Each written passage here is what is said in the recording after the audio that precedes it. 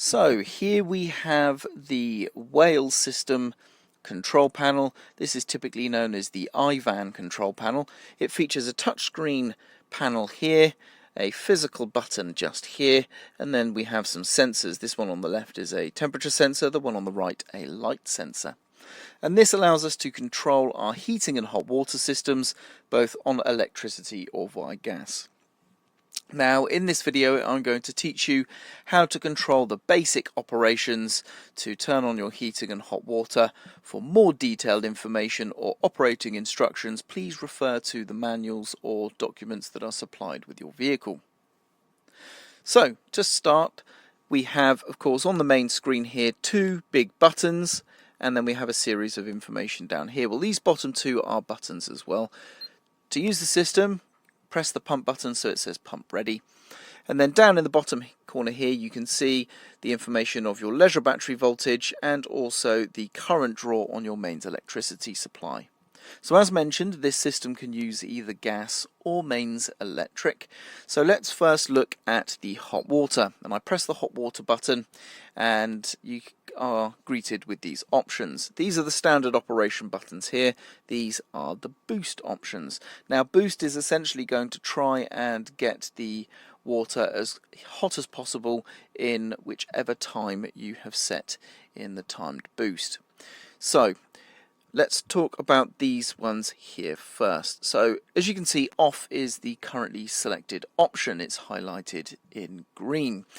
If I press the snowflake, you'll see that it now has a gold surround. The snowflake icon is frost protection, and what this does is, should the temperatures in the unit drop below a particular level, then this system will turn itself on at a low enough setting just to prevent any freezing. For this to work, you do need to have either your gas or your mains electric fuel sources available and switched on, and you should be good to go. Now this gold surround shows that the Frost Protect is now armed. It's not currently on because the conditions aren't satisfied for that system to turn on, but should they be, they will, because the system is armed. If I press it again, you'll see that gold surround disappears, and that means Frost Protection is disabled. So the Eco button is the next one. If I press this, this will choose the Eco setting, quite obviously, which is to provide a hot water temperature of around 50 to 55 degrees. With the Eco mode turned off, the target temperature is going to be closer to 60 to 70 degrees. And then to turn the system on, we choose the mains electrical supply right there, which is 3.3 amps, sort of medium electrical power right there. Now if I wanted the hot water to get hotter quicker, I can use the timed boost modes. So I can click here, for example, 6.5 amp mains electric, and you can see for 15 minutes it's going to run on that setting, which should hopefully get the water nice and hot, nice and quickly. I can also use gas. If I press the gas option there, that will use gas to heat the water up, or I can actually use a combination. And that's it really for hot water. If I press the physical button here now, you'll see we go out to the main menu, and the hot water is showing as green now, that it is indeed on. And you can see at the bottom here we have mains electric and gas operation. So that is showing that we are in the boost mode, and it's showing the temperature of the water currently. If I want to take it off of boost mode, I can just select any other option right there. There we go, we're off of boost mode and we're good to go. And with the system on, you can see we had, I think if that was the timed boost mode, we have the surround to the button down here, sorry, that's that glows red there as well, so you can see that. So on the main screen, again, as mentioned, you can quite clearly see the status of the system there. The heating is still currently off, as you can see, it is blue, sorry. So what we need to do now, there you go, it's gone red again there. What you need to do is go into heating, and we're greeted with a very similar screen. We have another frost protection button here that we can arm or disarm. We have a fan button. This will just turn on the fan part of the system, so no heating, but it will just circulate ambient air, which is going to be very nice on a hot still day. We have our thermostat or temperature selection here with the plus or minus buttons, currently selected to 30 degrees in this example. Providing the temperature inside the vehicle is lower than the temperature that you've set here, the heating will turn on when you have it enabled.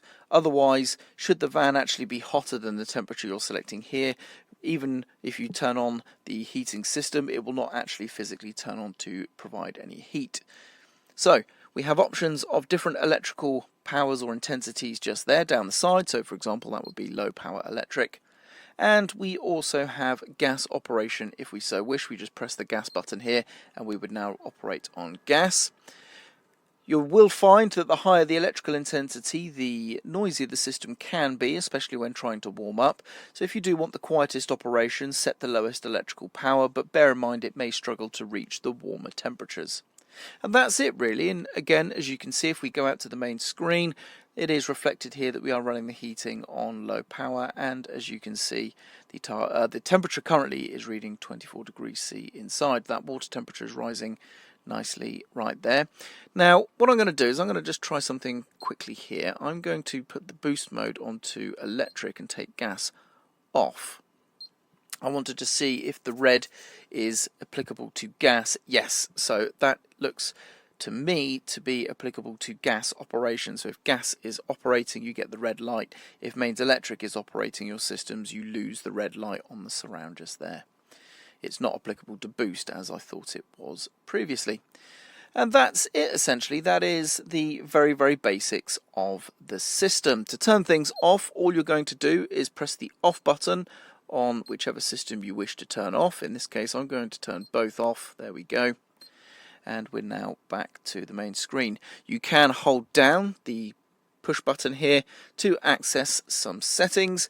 Again, I would refer to your user manual or documents on how to interact with this settings menu to learn about what settings can be changed, and also for any further detailed information about operating this unit. But that is the basics covered for you, so hopefully that will get you on your way. Thank you.